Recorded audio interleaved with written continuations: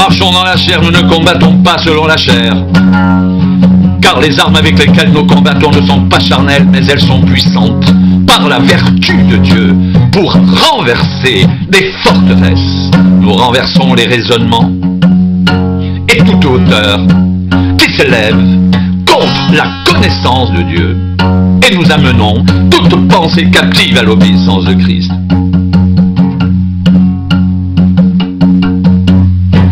De même que le serpent séduisit Ève par sa ruse, je crains que vos pensées ne se corrompent et ne se détournent de la simplicité à l'égard de Christ.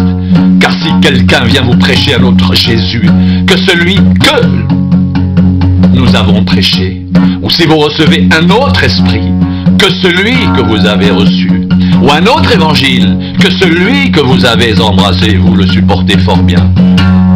Or, j'estime que je n'étais inférieur en rien à ces apôtres par excellence. Si je suis un ignorant sous le rapport du langage, je ne le suis point sous celui de la connaissance, et nous l'avons montré parmi vous à tous égards et en toutes choses.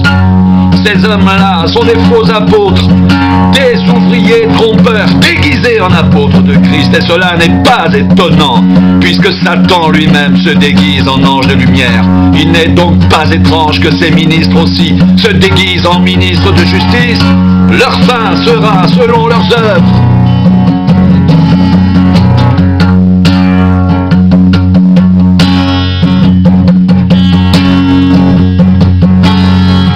Si nous marchons dans la chair, nous ne combattons pas selon la chair, car les armes avec lesquelles nous combattons ne sont pas charnelles, mais elles sont puissantes par la vertu de Dieu pour renverser des forteresses. Nous renversons les raisonnements et toute hauteur qui s'élève contre la connaissance de Dieu, et nous amenons toute pensée captive à l'obéissance de Christ.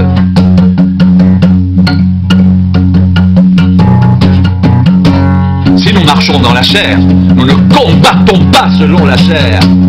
Si nous marchons dans la chair, nous ne combattons pas selon la chair. Car les armes avec lesquelles nous combattons ne sont pas charnelles, mais elles sont puissantes par la vertu de Dieu pour renverser des forteresses. Nous renversons les raisonnements et toute hauteur qui s'élève contre la connaissance de Dieu, et nous amenons toute pensée captive à l'obéissance de Christ. Si nous marchons dans la chair, nous ne combattons pas selon la chair.